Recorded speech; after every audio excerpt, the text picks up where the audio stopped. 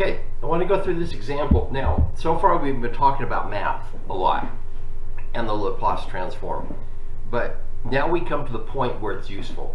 We find out why would you want to use it. And here we go. And you know, up front I told you it's used to solve circuits. Now we're going to see an application of how to do that. So we have this circuit. We want to find out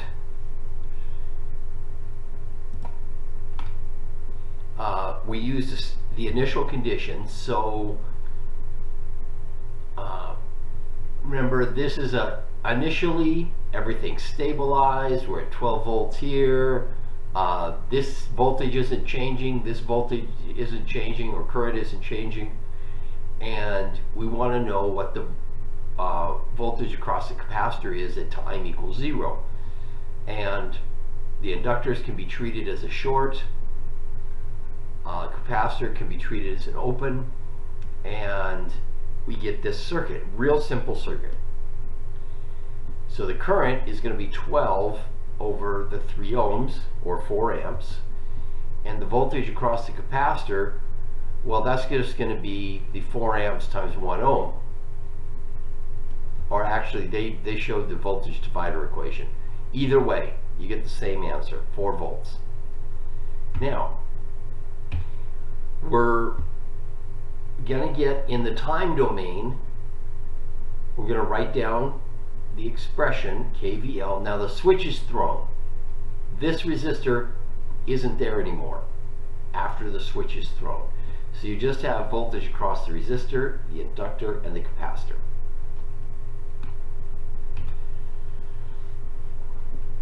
And we express it in terms of the Heaviside function. So at time equals 0, it turns on, flips on. The resistor then would be, this would be the voltage across the resistor, voltage across the inductor, voltage across the capacitor is whatever is there at the beginning.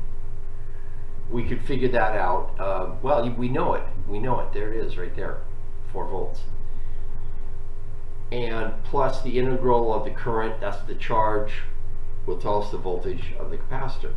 And we write down this equation. We do all the substitutions and get this. LaPlace transform this. So that becomes 12 over S. 2I becomes capital I in the S domain, in the omega domain, or S domain. That's as good as any. Derivative,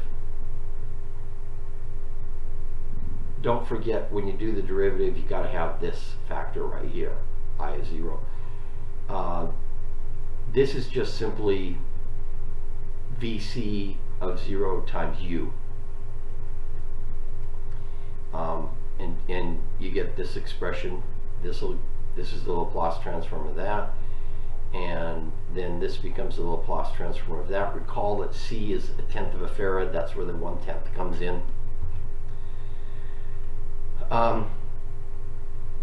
So rearrange it, write it as an expression. Now you can solve it.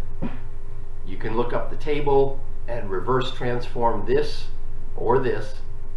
Doesn't matter which one.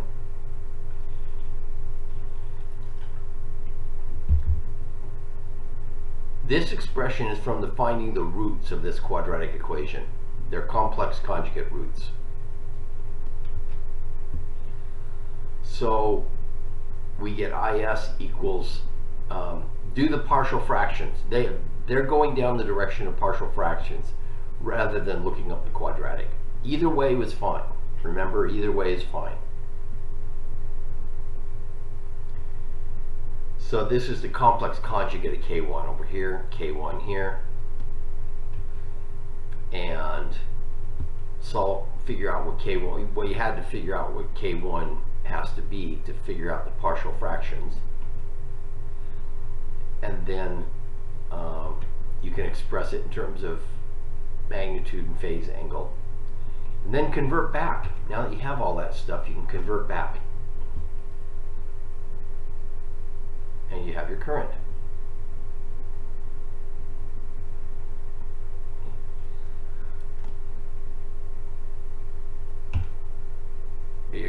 with all the constants.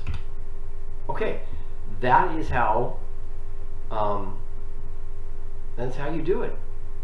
That's how you do it. And you'll notice it takes a little practice, a little more work. You could go straight to this equation here. I wouldn't recommend that. Just starting out learning Laplace transforms, get your KVL in the time domain and then convert over to the S domain. Look, get your tables in front of you, convert over to the S domain. Okay. I'll leave this circuit for you guys to figure out.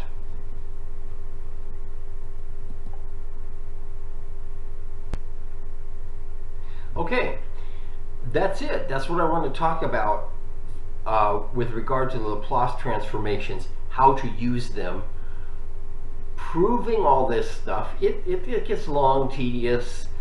As you could see when we got to the applications, it really wasn't that hard. Here's the properties.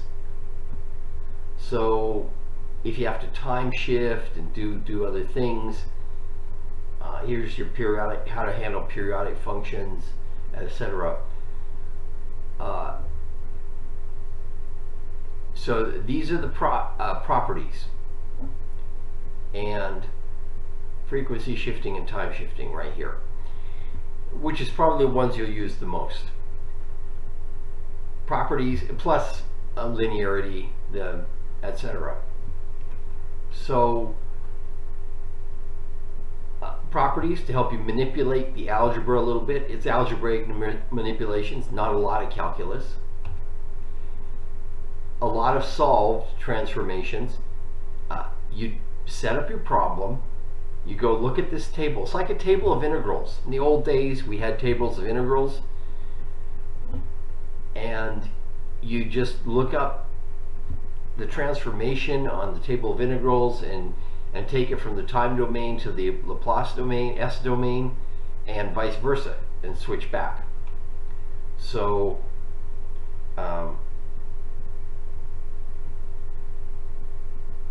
so that's it. And this is an introduction. It's just we're barely scratching the surface on Laplace transformations. But the main thing I want to do is make sure you know they exist and you have some idea of what they're useful for. And if you see a problem that seems amenable to a Laplace transformation, then you can brush up on it and dive back into it and work those problems. And if your professor in the future says, I'll just use the Laplace transformation, you'll know what he's talking about, he or she is talking about. And you can do some more studying, research to brush up on it. If you get into the signals class, I think they go through this quite a bit, hot and heavy. But at the end of this class, this is one of those topics that sets you up for the next class, helps prepare you. And you'll hit it in math, in differential equations also. So with that, I hope you guys had a good semester. It's been crazy with the COVID-19, but you guys have been doing great. So good luck, buena suerte, and hope to see you sometime.